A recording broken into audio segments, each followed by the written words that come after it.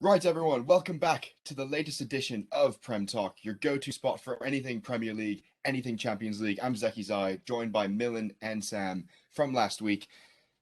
What a weekend of football we've had today, boys. What a weekend. It had it all. It had late drama, had absolute worldies, the big teams dropping points, and bunch of sending offs. So much to get through this week, but we're going to start off at St. James's Park. We're going straight Newcastle versus Chelsea. Chelsea picking up a 3-0 win, Reece James on the double, another Jorginho penalty kick. Sam, what are the Blues doing right now? Everything. I mean, starting from the midfield, you know how much I like N'Golo Conte. Ruben Loftus-Cheek, as I talked about last time I was on, has been everything for us. He's done everything we needed him to do. Jorginho is always clinical on the pens, probably the best pen taker in the Premier League. I know you don't agree with that, but it's okay. And then also Reece James and Ben Chilwell have been in great form, scoring more and taking the place of Timo Werner and Romelu Lukaku on that score sheet. It's been crucial for us, especially without having them there. Havertz is still able to stretch the pitch. Zach's been good filling that role with Mason Mount needing to rest a little bit with the injuries he's been having. Reece James has been in great form, and you know how I feel about Reece James. I do know how you feel about Reece James, and you bring up Ziyech, and I felt so bad for him. He should have had hat trick. He had so many chances. He was so unlucky not to score, and for someone who Yeah, had that one the injury, offsides goal was yeah, that one offsides goal early in the game with that pass from Jorginho in. I wanted him to have that very badly. He deserved that. right. And it was just it was a way of just Tuchel is so good with the way he plays the five back, and Mill, I want to get your take. How is Tuchel so effective without his two strikers? I think it's just the options. As as Sam just said, they played Havertz in a more forward role, and obviously you've got Reece James and Chilwell coming in on the sides, and it's just attacking football in a team that looks really cohesive as a group, works well together. Ziyech coming in as well, like he had a great preseason, and for whatever reason he didn't really hit the ground running in the starting few games. This game he had so many chances. He was unlucky not to score so many times, and Havertz making the runs in behind, and Reece James playing really high up the pitch. He's really proving himself to be the best right back in the league at this moment. Um, and Chilwell as well, like challenging for that best left back in the league as well. Like they're playing really attacking football well as a team, and I think that's the key. So yeah, Lukaku and Werner, I know they're big assets in the attack, but when you've got two fullbacks, two wing backs who are as direct as Reece James and Ben Chilwell, and who contribute to the attack of the team as a whole, um, it, it's not like it's not the worst thing in the world to not have Werner for a game or two. Um, but I do think Lukaku, when he comes back in, will fit right back into that team. But when you've got Havertz up there making those runs in behind, again, nothing too much to worry about from Chelsea side. Right now, I Absolutely. want to talk about the fullbacks, Sam, if you don't mind, just for a second, just to highlight the fullbacks. Both Ben Chilwell and Reece James, I think, have 3 goals apiece. If not, I think one of them might have 4 this season. And the success rate and the positions they're able to get in, even in a five back. And we got to talk about Reece James. I mean, this boy is special. He's very special.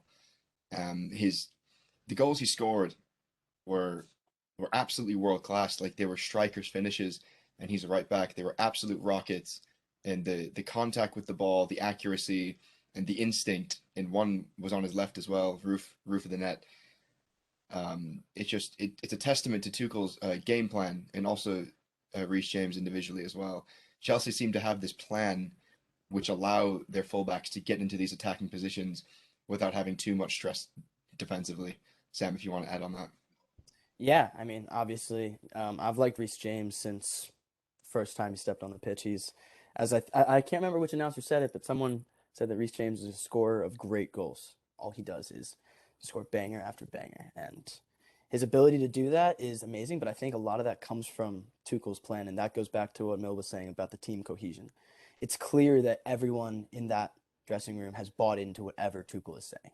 Everything that team is doing is for the team. And that's why they won the Champions League, because they didn't need a star player like some of the other teams. They were able to use the fact that they were all playing for the same team to have everyone get back. The wingbacks were able to get forward and get back because you have players like Conte and Jorginho and Kovacic all tracking back, with Mason Mount tracking back. You have all these attackers who are contributing to defense as well, which allows us to play three at the back mainly. You say it's a five back, but a lot of those times Reece James and Ben Chilwell, or Alonso and Azpilicueta, whoever is on the outsides, play very high, because whoever we have as our three back are able to do more because of how much our team plays for each other. Whether it's Chalobah or Sarr, as we saw over the weekend, or Thiago Silva, Rudiger, Christensen, anyone in the back succeeds because they don't have as big of a workload. As we saw with Rudiger and possibly Zuma failing, not necessarily failing, but not doing as well with the Frank Lampard system with four at the back, where they had much more pressure on them to be that one of two guys as opposed to one of three. Right. And I had Christensen in my FPL. I've had him for a while. He doesn't play many matches. He rotates a lot. I'm very happy with the clean sheet. Where do you see his role in the Chelsea squad? Is it a squad rotational player, as it's been shown this season, or do you think he, with performances, can get into a consistent starting 11 spot like a Rudiger? I see him getting in as a consistent spot. I mean, early in his career at Chelsea, as you know, I kind of was a little bit against Christensen, especially in that two center back system under Lampard. I didn't think he succeeded. But under Tuchel, it seemed that he's been able to fill that role perfectly, and learning under someone like Thiago Silva and now Rudiger, who has been playing amazing. All three of them, especially with Azpilicueta as well. I mean, we have such great center backs at Chelsea to groom him, and as he's grown, he's played better and better. I mean, we saw at the Euros, that Denmark team was unbelievable. Christensen was a vital aspect of that team as well. In the future, I think he's negotiating contracts with Chelsea right now, so he should be getting a new contract soon for 5 or so years. And if his development succeeds, I mean, who knows how long we'll stay with this five-back system. Maybe eventually we'll switch to a four, but under Tuchel, under the current system, I see him being a member of that team for a while. Right. And I'm going to ask you both this. I'm going to start with Milan. Obviously, the big teams in the title race, Liverpool, City, both dropping points this weekend. How big or how important is that win for Chelsea this weekend to put them 3 points clear at the top? I mean, I think it's obviously important. Like you want to have an advantage over your competitors. Um, but I've said it at the start of the season. I think Chelsea are the most prominent challengers for the title this year, just because they don't look like they're going to slow down. And they've got options in both attack and defense. Like you have Alonso competing for a position when he was been on form, and Ziyech who had a great preseason, again competing for a spot with players like Mount and Havertz, and it's just looking scary because they can rotate and maintain results. But Liverpool and City dropping points just shows that they can be beaten, and like Liverpool not been beaten yet this season, but they can be beaten. I just think Chelsea, when they're playing with 10 men against Liverpool, they show heart and knowledge of the game and knowledge of the team, sort of talents to exploit them. Um, so it's not completely telling of Chelsea running away, but I do think it sort of shows a separation between Liverpool, City, and Chelsea, where Chelsea just are ahead. Um, I think if things stay the way they are, obviously disregarding the table positions now, but if things stay the way that they are, then Chelsea should run away with this league. Sam? Yeah, I agree with Mill in that it's definitely an important win, but not telling that Chelsea's going to run away with anything. I mean, one of the things that this win does for us is show that we can play like a championship level team. I mean, you see that kind of fight, whether we're playing harder teams, as we had a little bit tougher of a start of the season as we're having right now. We're going through more of not necessarily an easy patch. It's as you say, Zeki, every Premier League team poses a fight to every other Premier League team. But going through a little bit easier of a stretch of games and still beating these teams convincingly, and showing that team cohesion and the drive in every single game to be more passionate and work harder for every single ball than these other teams who are trying to stay alive. A team like Norwich, who's trying to stay in the Premier League, is going to fight for every single ball. They're going to. It's going to be a hard fought battle. It might be on the score sheet seem easier, but it's not in the trenches. It's not as easy.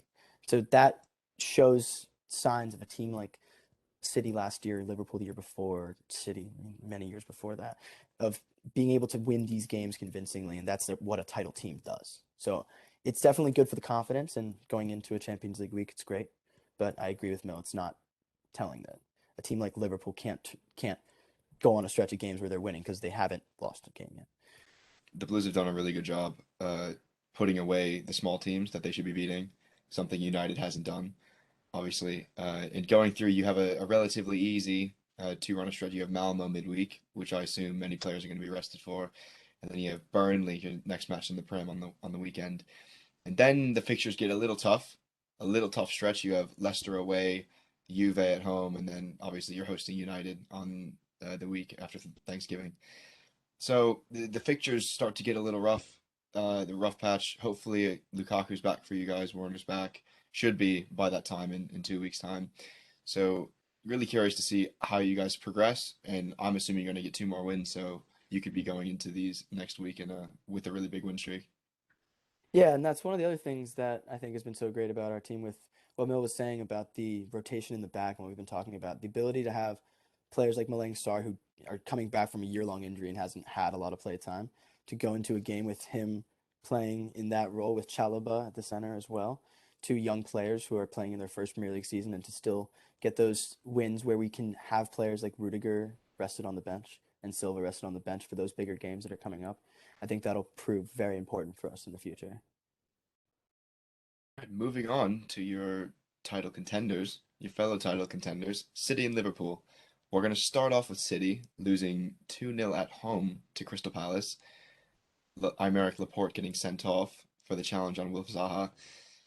We got to talk about, I think there's one place to start. We got to talk about Crystal Palace and how good they were. We'll get to City in a second, but we got to give credit to Crystal Palace and Patrick Vieira for the plan he's implementing. You're seeing them play with more and more cohesion, more and more game plan. You saw it at Arsenal. They were very unlucky to not get away from the Emirates with 3 points. Obviously, Lacazette scoring in the 90th minute. But I think we start with Conor Gallagher. Conor Gallagher is an extreme talent. Even he's now proving he can do it against the best in the world. So, Mill, do you want to start with Connor? I've got him in my FPL. He's Oh, do you? he, Oh my goodness. he made me so happy this weekend. I was following it closely on on the FPL app because of Gallagher's performance, and I know what I can say is that yeah, I've seen Palace like come to Manchester before and obviously win away from home, and it's really painful because it often happens to us. But sort of see like a team like City who have dominated the Premier League, for almost a decade now, see them, also lose points to teams that they should be beating at home. It's not really comforting, but it's sort of motivating to see that we can still have a shot this season from a United perspective. And that's how I would look at those games. Obviously, I didn't analyze any player performance or how the teams played. I'll pass that over to you. But when I see it from a United perspective, it shows that, yeah, we have a tough run of games, but after that, we should be winning most of them because we have a good run of games, a lot of them at home. And with City and Liverpool looking like they're distancing from Chelsea, maybe it's our time to join in that conversation there, rather than be like United's getting fourth, United getting fourth or fifth. We need to get in that conversation with Liverpool and City before we can even speak about challenging for the title. But yeah, it's reassuring, but it's not comforting about the situation so far. We still got some progress to go as a club. We can't really be relying on the results of our rivals to sort of save us here. We've got to get our own way out. So that's how I see it. Sam, I know you've been a Conor Gallagher fan since the beginning, since before he started performing, and I know you're gonna have words on this, so please. Oh yeah, I love Conor Gallagher. I mean, ever since Vieira came into that squad, I feel like they've been rejuvenated. They've seemed like they work hard in every single game. Every game that you see them play, it's a hard-fought win or loss either way. And it was the same this weekend. Conor Gallagher has been exceptional talent. Going forward, he's great on the ball. His passing has been unbelievable, but then also his work ethic to get back has been great. I'm very much looking forward to him coming into that Chelsea team and hopefully fitting into that rotation of midfield players. I mean, Chelsea has players like Billy Gilmore on loan who hasn't seen as much time at Norwich due to a little bit of injury, but then also whatever else is going on there. And then someone like Conor Gallagher actually making a massive impact in that Crystal Palace team is great to see that he can do it both in the Championship last year and also this year in the Premier League. So I'm very much looking forward to that from a Chelsea perspective. And as Mill was saying, from a Chelsea perspective, having City lose is also incredible. So that was great to see. But um, Zeki, I want to see your opinion actually on this too. Yeah, I got to watch a good bit of it before I had to head to the Spurs match, obviously. But for me, City, they created so many chances as per usual, as City do. They missed so many clear-cut chances that obviously they live to regret. They could have put the game to bed early on before the sending off. This game for me exposes what City lack in a natural number nine, in a natural Absolutely. striker, a natural finisher, and I think this is why they were, in my opinion, they were really trying to get Harry Kane. Obviously, if they really wanted him, I think it's hard to say with how much Levy wanted to keep Kane at Spurs, but we've seen City blow teams out like Norwich. We've seen them put five past, and everyone says they don't need a striker. They just create. They are able to pass through. But in a game like this, where so many of their midfield players missed so many chances inside the box, like if I put a Harry Kane or even maybe even a Timo Werner, like I'm not going to get crazy, but in those roles, one of them goes in. And especially in a match where you go a man down, you go a goal down, and you're trying to get a point and trying not to lose, having a traditional number nine, a finisher, a ruthless goal scorer in your squad is so important because the chances are going to be fewer when you're a man down and a goal down, as Crystal Palace are going to park the bus, you know. So, Mill, I know we've talked about this like on and off over the weeks of how City don't have a natural striker. So, do you think it's a problem for them? Do you think it's going to be a problem going down the stretch? I've heard so many rumors this summer that they were going to sign all sorts of like world-class strikers. So we had like Haaland and obviously Ronaldo and Kane. And if they are targeting world-class strikers, they need to get Kane now because I think this is their best option to get a striker. They need to get someone in this January window. And if Kane's off form or if he's pressuring a move out because we know he wanted to go, then he could really bolster that side so that City could rejoin that sort of conversation with Chelsea. I don't think that they should be sort of seen as um, Premier League winners this year yet because just because of those sort of problems that they have been having, those inconsistencies. I think having a natural number like number nine or a striker that'll finish their chances because they're so creative in the midfield. Um, if they have that number nine, it's um it's going to be a scary prospect for Chelsea as well because they'll just become more clinical naturally.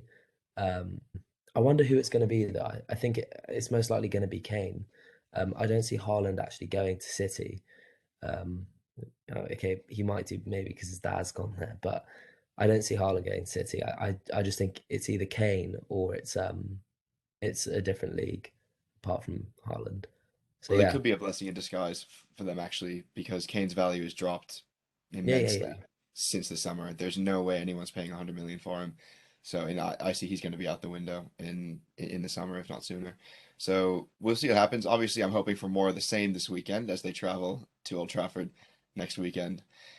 I'll be there again. I don't know why I keep doing it to myself. I'm really scared, but we will see how they do. We're going to touch on Liverpool briefly.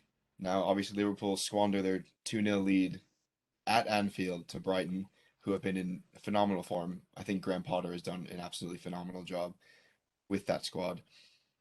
Sam, should Liverpool fans be worried? No, they should not be worried. I love that Liverpool squad. Even as a Chelsea fan, I do not like Liverpool, but that squad is so fun to watch because they are so talented together. Salah's been in great form.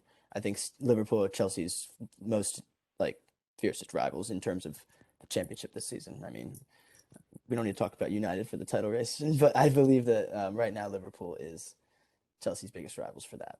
So I don't think Liverpool fans need to be worried. Small hiccup in the road. All right, Liverpool fans, you hear that? You have Sam's backing. Nothing to worry about. It's all right. It's uncharacteristic to squander a 2-0 lead at home. But you know what? It's all right. Slip-ups happen. You're still in it, according to Sam. And if you're not, you can talk to him about it, not me. It's fine. Moving on to the main part. United win El Sackico. Always done it. he has defeated Nuno Espirito Santos at Tottenham Hotspur Stadium. Before we get into the whole analysis, just sharing my brief thoughts, I had the privilege of being there. And I tell you, sitting in the home section of the Spurs faithful is something that I don't want to do again. It was quite frightening at times, and I was actually called out. I don't know how. I kept a straight face, didn't say a word. The whole match didn't celebrate Ronaldo's absolutely beautiful, beautiful finish. Um, but the stadium was quite nice. For those of you who don't know, they just renovated it, or they built a new stadium last year. I believe it's the biggest in the Premier League now. Also, the stadium they use for the NFL matches. But no, great experience. Ronaldo, this man, absolutely world class. I loved it from start to finish. Ronaldo, you saw glimpses of vintage Ronaldo, especially on the assist to Cavani, um, with the Ronaldo chop in and how he split the two defenders. I thought it was his best performance in a United shirt since re-signing for us. But Mill, we've got tactics to talk about. So prior to this match, there was speculation that Antonio Conte would be taking the United position, Ole being sacked. So what does Ole do? He goes and says he plays five at the back for the first time, and you and I have known him to be a 4-2-3-1 manager for the 3 seasons he's been in charge. And before we get into it, I'm not saying it was the wrong decision to go five in the back. That's not what I'm saying. I am saying it shows that Ole knows his style of play doesn't work. It showed that Ole wasn't confident in himself, in what his formation was and his tactics were, that you go into a match with almost being sacked with a manager that notoriously plays five in the back, and then you're gonna go change everything you go against to go play five in the back. Mill, I want to know your thoughts. I mean, I'm not someone who like sit here and defend Ollie through like blindly. I just do think I do think it's not completely reflective of him everything, losing all faith in his own style, like not being integral to his own play style. Um, I think that, like, with Varane coming back from injury and we've seen a shaky Harry Maguire, was he just wanting to become or get a stronger foothold in defence? Like, it could just be a coincidence that Conte has been talked about loads, and then a five at the back. I don't think he's gone and been like, oh, I need to be like Conte now.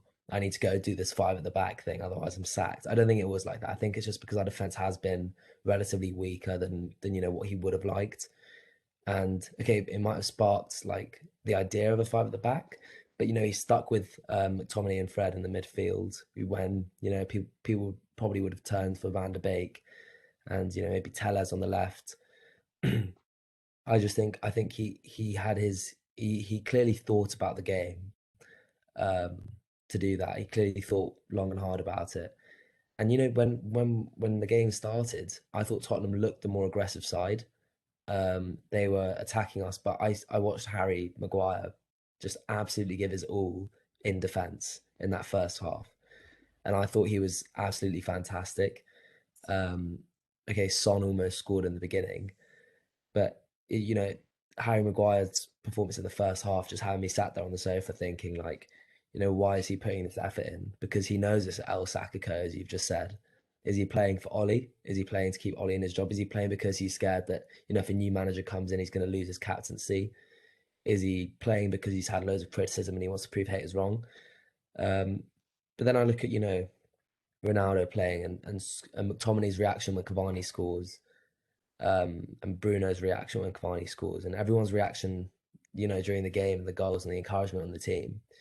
Either they're playing to, climb up the table again, or they're playing because they believe in Ollie's future. We've heard reports that players don't, and that there is talk that they're against him being the long term manager. But for now, it looks like he did something right. And yes, okay, it's Spurs, but it's a Spurs side that beat us 6-1 last season. We went there and beat them 3-0. And I think it's a great result. It's something we should build on, not celebrate too hard, and go to Atalanta and keep that same drive to win and that same hunger to win. I want to see Harry Maguire have that performance every week, because that's what 80 million is. Okay, it wasn't an 80 million pound performance, but do you know what I mean? Like he was on it. He was solid and Right. he wanted the ball. Go Yeah, on, I you can think disagree. Come. I think so. A few things. Obviously, I think we played Spurs at the perfect time for us, coming off a 5-0 home defeat for Liverpool. We were always going to be up for this match. If we weren't, there would have been, I mean, beyond questions asked. And Spurs obviously out of form. I think it was a perfect time to play them. But I have an issue with this. I'm going to give my credit to Ole for part of this performance, mostly because he stuck. He didn't stick by his formation, but he stuck by his players, like the ones he likes to choose. So obviously we had McFred in the midfield, we had Maguire, Luke Shaw in a five back when we have, and Wan-Bissaka when we have natural wing backs in Alex Telles and Diogo Dalot. So he stuck by his players. He believed that they could get the result, and they did. And we executed the five back, I think, very well. Obviously, Spurs are out of form. So I'm not saying it's a bad thing to do a five back, but what I do have an issue with, not from a player perspective or even an Ole perspective, from an owner's perspective, right? We know we didn't want, as a United like team fan base owners, we didn't want to bring in Conte for a few reasons. One, because short term, we don't like that. But it was a lot because he plays a five back, and we knew he was going to play a five back if he came to United. And that's not the United way. We like to play attacking football. We don't like to park the bus. So at that point, when we don't want to bring in a manager when because he's going to play five back, we are sticking with a manager who then and went and played a five back when he's never played a five back in his very, very small managerial career. So at that point, if we're going to play a five back regardless, why would we not go with the guy who's the best five back in world football, who's proven he can win with the five back in the Premier League, especially, and very recently as well, and who has come out and said that he wants the job, he would take the job, because obviously Ole's going to stick with the five back. Because if he didn't, obviously it worked. We're gonna play a five back against Atalanta, maybe even a five back against City. So if that's what we're gonna do, why not bring in the guy who can do it the best in the world? I've got I don't know. I don't think it was a defensive decision. Okay, yeah, people would look at the five at the back and be like, "Oh, he's playing for points here. He's playing for safety." Five at the back, you can play great attacking football. I saw that with England at the Euros. We could play incredible football. You can see it with Chelsea right now. They play incredible attacking football. I think the biggest issue with five at the back is the fact we just spent so much money on Jadon Sancho, and now we're going to be adopting a position that he can't be exploited in. You've mentioned you've mentioned Diogo Dalot as well. I was watching Wan-Bissaka attack in that first half. I thought he was so right-footed, so incredibly right-footed. He had so many chances to cut in on the left and play some good balls. He had a good performance. I think going in attack, he's just much weaker than the alternative in Dalot. So I think that'll be a really interesting area to observe and see what happens to Wan-Bissaka. We try and treat him as a right-sided centre back, or would he perhaps stay as competing for a place with Dalot? Because he's been so nailed on throughout his time at Man United so far. So that I think that's really interesting to see as well. Maybe he gets a shot at Atalanta. Um, but yeah, I think with five at the back and the Conte situation, of course, I would much rather trust Conte with a five at the back if my life depended on it. I'd much rather, say Conte, pick your five at the back, do your tactics. But ultimately, Ollie's picked a team based on the fixture that we had, based on the players that he's had, based on the injury performance, and it's a team that's worked hard for him. And okay, at the end of the day, working hard is not going to win you titles. Just you need talent and you need a cohesive unit. But I think from what I watched last week against Liverpool, it's a really good improvement. The challenge now is we've got Tellez who's going to be confused. Like, where does he fit in? If he's going to come in at the left wing back, of course. But if Shaw's getting picked there, where does he fit in? He's probably going to play against Atalanta as well. And you got Van der Beek, who's probably on his way out, just because it's another system that he could play in. Wasn't picked, especially with a Pogba suspension. He's probably going to be fuming right now. Sancho's probably looking at that team, being like, "Where do I play?" Okay, we saw Rashford come on. Rashford can play up front. Rashford has played up front. Rashford scored a goal. Sancho, I think if you bring Sancho on, where are you putting him? You'd have to change the whole structure of the team and the whole tactics, and it would have to be like a 70th minute substitution or something. So yeah, I think there are several teething problems with this formation change. Ultimately, if that's the direction we're going in, and Ollie, if he can play five at the back, the same way he's played against Spurs, I don't see an issue there. Obviously, Conte would be a lot more effective now, but I think it's just a long process because Ollie's got the players for a five at the back. In fact, he's got too many players he's got to consider. That's the big issue. I don't think the Conte Ollie debate is now, the five at the back thing. Conte would do better with the five at the back. He'd bring in players, probably let go a few players.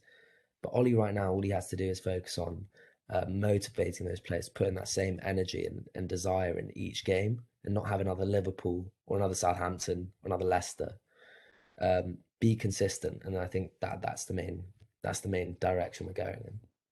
Yeah, I mean, I guess the issue I have with it is that when I look at Manchester United, the club I love so much, but even from a completely neutral standpoint, I think of them as they need a manager, they deserve a manager who's not fighting for their job, but fighting to win titles. And as much as anyone says, this five in the back call from Ole, in my opinion, and it will always be that, is that it was a Hail Mary from him for an American term. It was a last ditch effort to save his job, specifically because as a manager, you sign players in the summer to fit your system, to fit the system you want to play. And obviously, managers go through different variations, but normally they keep it the nuts and bolts of their system the same. He went and spent 74 million pounds on Jadon Sancho this summer to fit his system 4-2-3-1 because he's a wide forward and he can only play wide forward. And you brought it up. Where does he get into this squad? We have players like Marcus Rashford, Mason Greenwood, and now Sancho who can't play here. Like Rashford, as we saw, can play striker. Greenwood can play striker, but they're all wide forwards. You get the best out of them when they play in that 4-2-3-1 formation. So right now, like if I don't even know what to think about Jadon Sancho. Like he can't play anywhere in that formation, and we're gonna get five in the back. We're gonna keep going. Sam, do you have any thoughts on this? Well, yeah. So I mean, going off Jadon Sancho, it's very interesting. I mean, I was reading what Gary Neville was saying earlier about where does he fit into the team? Is this another Donny Van de Beek situation for United? And it's looking like it might be if the five in the back is something that Ollie wants to switch to. Um, I mean, with United playing a five in the back this weekend, it shows that Ollie definitely made it a tactical choice. But whether that tactical choice was influenced by Antonio Conte rumors looming around him, I think possibly. Whether that's all of what happened, obviously we'll never know. But if they stick with the five in the back system, I'm very curious to see what happens with that team, where players like Jadon Sancho fits in, because I agree, I don't think he does. And I think they need to offload Donny van de Beek because it's not fair to him as a player, because they've taken 3 years out of his career, 2 years, whatever it is, out of his career because he doesn't fit into that system. Ollie's No, he's clearly gone in fighting. January. He's got He's it. gone. That's He's the gone only in way. It's January. not fair for It's him. really sad because he's a real talent as well. He was a Ballon d'Or nominee his last year at Ajax. Like, how does a player like that get brought in if he's not going to get used? Same with Sancho. I mean, Sancho on a squad like Dortmund this year would be doing much better. He was much better on that Dortmund squad than he is with United. Clearly, he can't figure out a way to fit into Ollie's system, or Ollie can't figure out a way to fit Sancho into his system. So whether Conte And would do better with the five in the back, I would tend to agree with Mill on that one.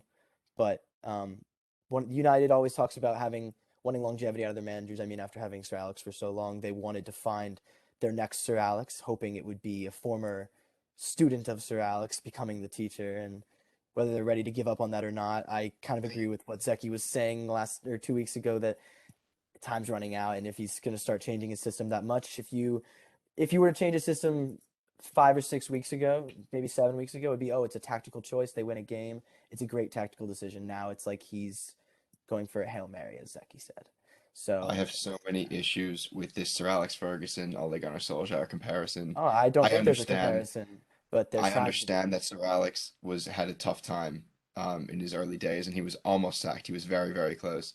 But Sir Alex was brought in with a CV, with a resume of showing years of showing he knows how to manage properly. Ole was brought in because he scored a goal in 1999.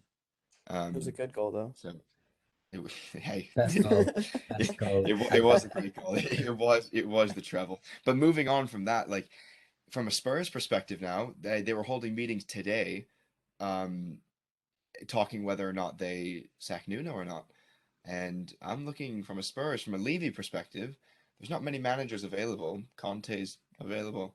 It would break my heart to go see Spurs sack Nuno right now and take Conte. Conte said something that he wouldn't go to a club like mid-season, but he said he'd consider it for United. I Right. think if like he then goes to Spurs, I think it just rules out the possibility that Ollie could go in the summer as well.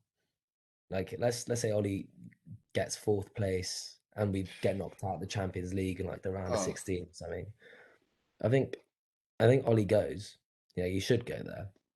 But Conte's not going to take a Spurs side that are struggling in the league now because there's no winning prospects for them. They've got no, what is it, the Europa Conference they're in? Yeah, maybe they could win that.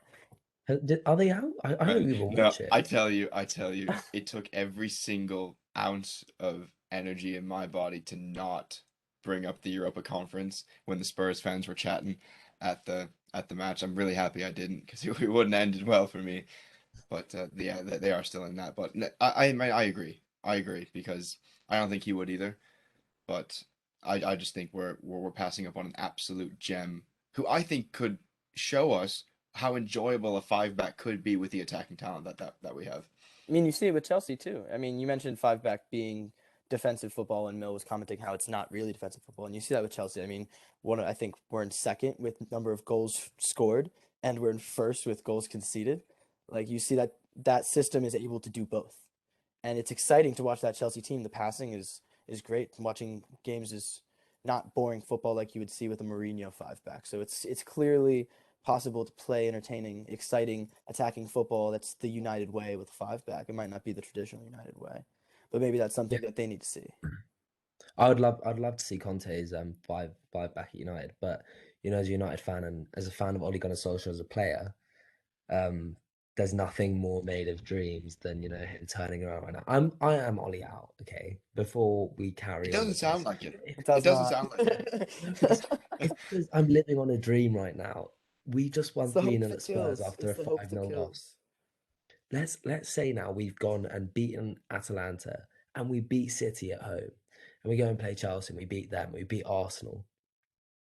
Then we've got a good run of games there to get it back in the title race. We've Boys. got about 10 games in a row where we could get there.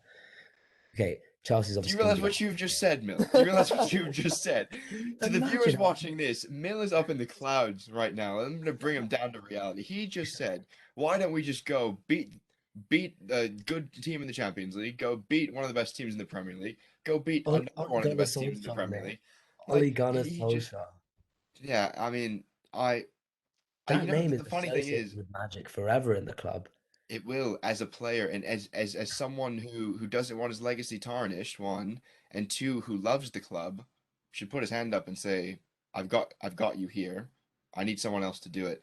But regardless, 100%. the funny thing is I think we do beat Atalanta. Like I agree with you. I actually think we're gonna win. And I think we get a result against City. But like the thing is I'm not convinced that we're gonna beat Watford away, which I hope to go to as well. Like that's I shouldn't be feeling that.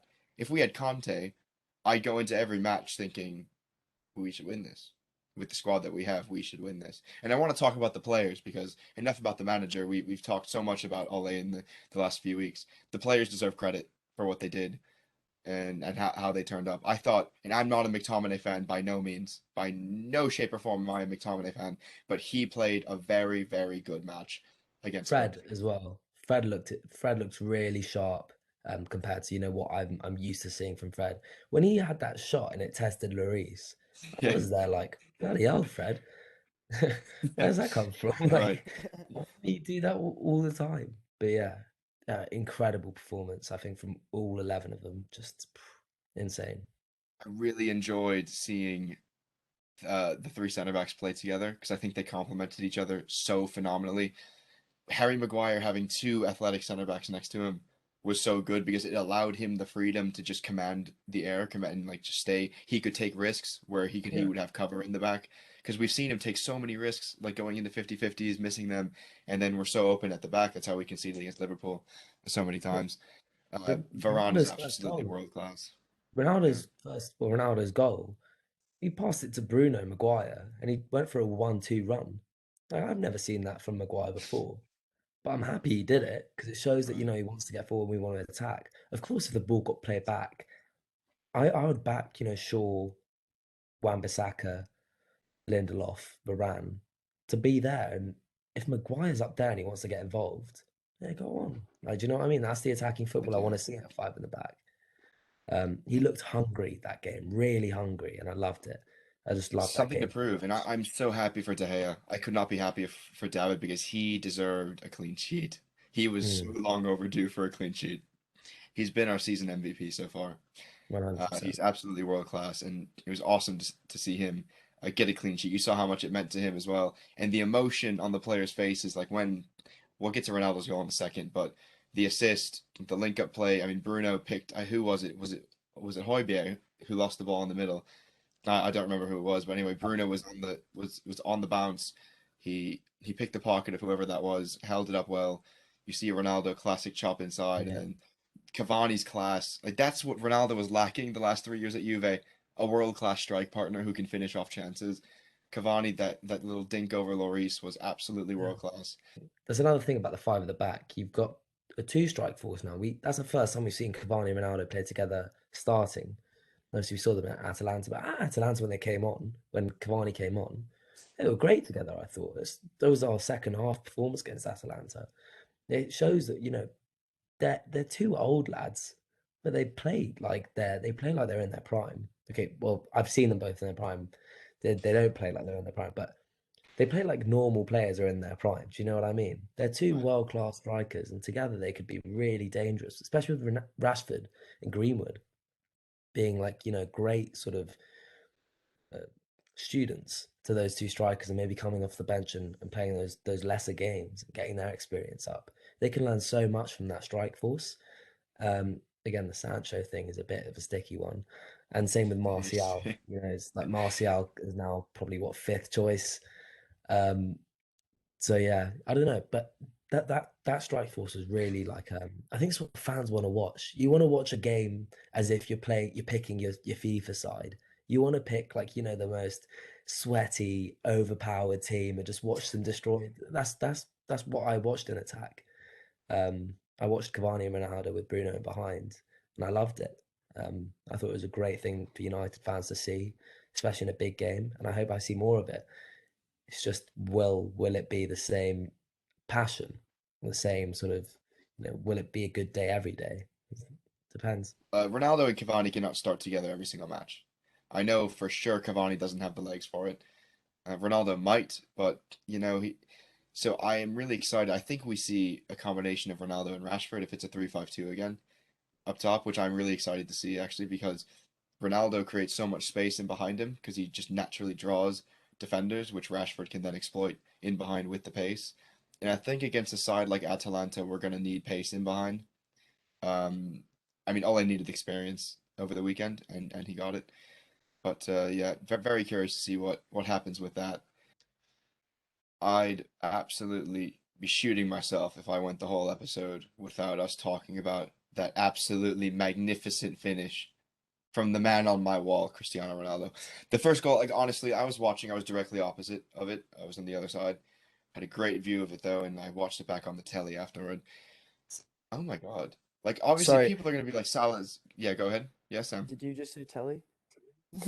Sorry. I did. I did say telly. That's what the television is called in the UK. Yeah, for the Um, people listening, Zeki's from Cleveland. Continue. Give his the whole Ronaldo address as goal. well. His whole address. For our 100 viewers and counting, by the way, which is awesome. Yes. No, I am from the US, but Ronaldo's goal, it should be goal of the month. And people are going to say Salah has scored a worldie against City. Yes, he did. Scored a worldie against who was it? Was it Norwich? Was it Norwich? It was Norwich. Well, he scored two amazing goals this month. But honestly, this Ronaldo finish was so great because it involves so many players. Like the build-up play, I think we had 20 plus passes in that move before it actually got to Ronaldo. Not only did Ronaldo have to time the volley so perfectly, he has a defender, I think it was Romero, right on him, who's trying to head the ball, right? He's trying to head the ball. And Ronaldo said there's a point in that as a striker, when you're looking for a ball over your shoulder, there's a centre back on that side. You can't see the ball for a second, and you have to think that the centre back's going to hit it. So take all that into consideration, the timing of everything, to keep his focus, to picture where the ball was going to fall in that blind spot when Romero's covering it, and then the tightest of angles to beat one of the best goalkeepers in the world in Hugo Lloris.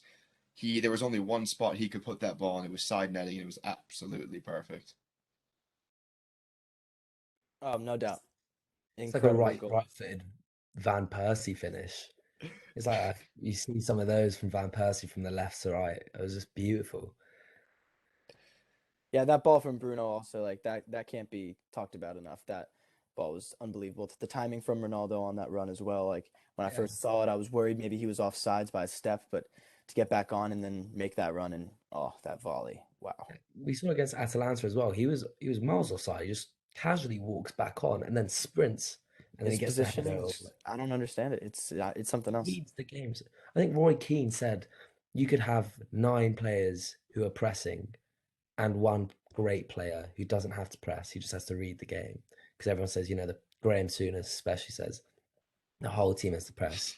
If you have Ronaldo on your team, surely you can just understand that, he has to do his thing. You see that with the best players as well. Yeah. I mean, you see He it delivers. with Messi, when even Hazard in his prime, like I remember listening to John Terry talk about how they understood that he wasn't going to do as much work on in some parts of the game, but his ability to make each moment count, and Ronaldo does that better than anyone. His ability to have that positioning to stand there and get back on sides and then score that goal. I should not have said that.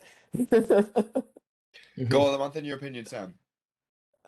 No, Salah. Salah had. I Salah. mean, there are even 2 or 3 that I would choose from Salah. Who I think unreal. that first Brighton goal that I just watched before this podcast, that first Brighton goal against Liverpool, it's absolutely insane. Yeah, That no. I don't think he's going to win it, but I'd love to see him Reece win it. James as well. Reece James with the left foot was quite a good Oh goal. yeah, the volley was. I It think was. I think that's sort of on par with Ronaldo's, just because it's a weak foot finish. But if he was left-footed, I mean, I think Ronaldo's is better just because of the run and the ball into the box and the volley, the angle. So I think I'd go for the Brighton goal against Liverpool, then Ronaldo's, then Reece James. I probably am missing out a few goals because I don't watch many games Probably missing this Salah's week. again. Liverpool fans are going to have your head. Oh, Salah's Salah's against goal City. against I City, personally, and against Watford too. Watford, yeah, I can't that's who it against was. It wasn't City. Norwich. It was Watford. It was Watford. Yeah, Against City, I it can't was remember. almost identical to the second one he scored. But in my opinion, unbiasedly, I think Salah wins it. Deservedly so.